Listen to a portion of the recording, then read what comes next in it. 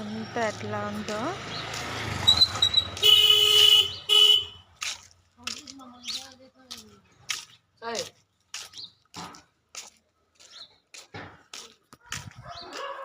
అదిగోండి ఇంటి పరిస్థితి ఎట్లా ఉందో.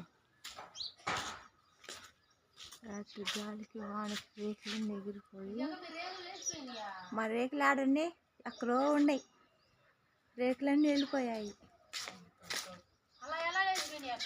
రాత్రి గాలికి. ఇక్కడ 2 కుక్కలు కట్టేసాను రాత్రి, అవి అరుస్తామని కట్టేబెట్టి. చూడండి మినపప్పు పైనుంచి పందిరి అదంతా పడి అట్లా అయిపోయిందో.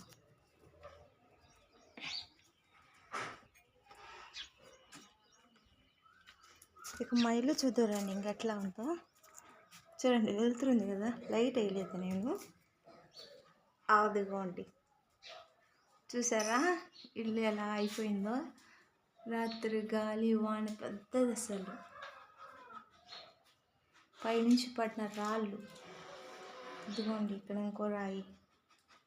మా పిల్లలు లేకపోతేనే ఇక్కడ సోఫాలు ఉన్నాయి, సోఫాలు కూర్చోబెడతాను. వాళ్ళ మమ్మోళ్ళ ఇంటికి వెళ్ళారు. చూడండి అట్లా అయిపోయిందో, బొమ్మలన్నీ పగిలిపోయాయి. ఇంకా నేను మా అమ్మ ఇంటికి వెళ్ళాను. మా అమ్మ ఇంటికి వెళ్ళాక ఇంకా నాకు కొంచెం గాలి వాన తగ్గాక ఇంకా అక్కడ నుంచి ఇంకా మా బంధువులందరూ వచ్చి సామాన్ అంతా ఇలా చేసి వెళ్ళారు బెడ్రూమ్లోకి. అవి బెడ్రూమ్లో దాకా పగిలిపోయాయి.